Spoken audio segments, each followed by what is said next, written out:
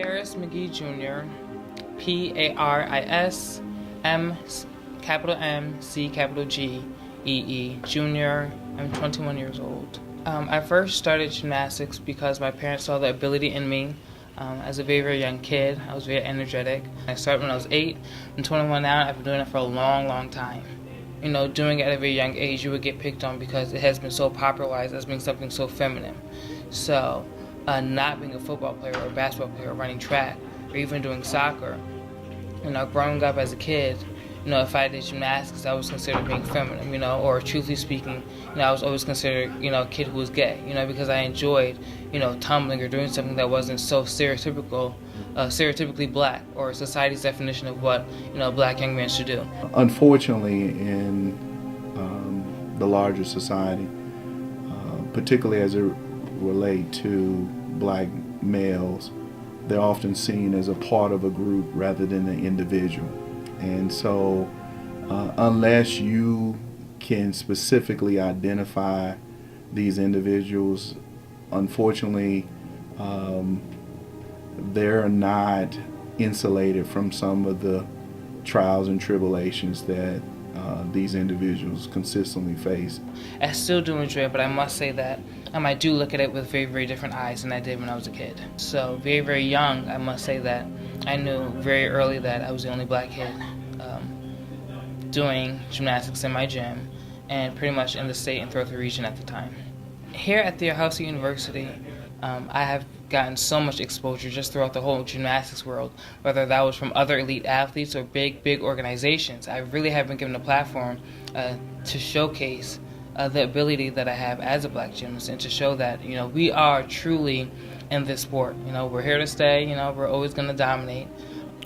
I think college athletes don't realize the power that they have. I feel sorry for them in many regards because the way the system is structured is that other entities have so much control over not just their playing time, their scholarships. People forget, or they just maybe don't know, that these are not 4-year renewable scholarships. These are year to year, right? And coaches and administrators and athletic directors have so much control over you know, how much playing time that they get and whether or not they're offered the scholarship in the first place. Anytime black athletes may do something like Colin Kaepernick did, because we don't really have that much support within the sport itself, we honestly probably would have a very, very hard time in terms of being able to stand our ground and being able to be supported. The things that go on in this country, the injustices that happen, I felt like enough was enough for me.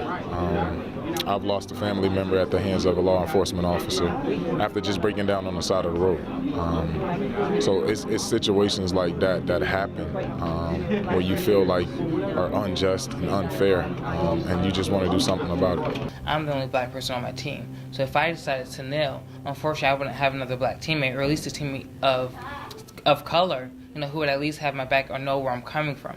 And I even thought of doing that myself, but again, I know that I don't have the support, and I'm not here to make a statement, I'm not here to argue with people. I'm simply just here to do my job in terms of getting a great education and being a gymnast here at this university. There are increasingly in this country, when you look at social and behavioral science research, that suggests that their voices are not being heard. They're virtually invisible in this country. God forbid if I had even raised my fist in the air or kneeled, I would get a lot of negative feedback for it, you know. And I think that because I wouldn't have necessarily a second voice or someone who can possibly back me up on it, I think that I would just be completely shunned from it.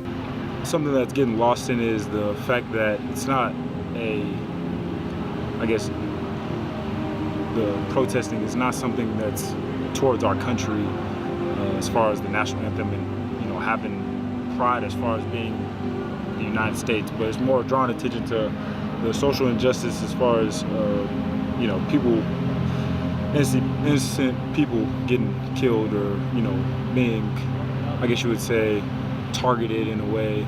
Some people are getting into like more of like disrespecting the military as far as the NFL players or whatever the case may be, but I don't think that's the case really. There's more than one way to voice or to exercise your commitment to social justice issues. I don't think everybody has to do it the same way. Not that I'm trying to dilute. I've always looked at college as a critical sort of think center, if you will, or thought center. This is where you're supposed to learn new ideas, learn about different cultures, different people. This is where you're supposed to kind of grow intellectually.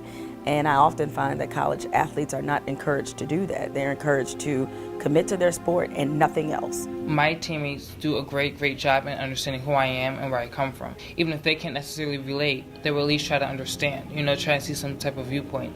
It's not your responsibility to make other people feel comfortable in this world, just like it's not their responsibility to make you feel comfortable. This sport is definitely an individual sport, and no one can bat for you like you can bat for your own self. So that's definitely one thing I would tell someone who's very young at the sport, who may be black. You are definitely going to get shunned. You're not going to be given the opportunities that maybe your other peers would be given. But at the same time, don't let that stop you.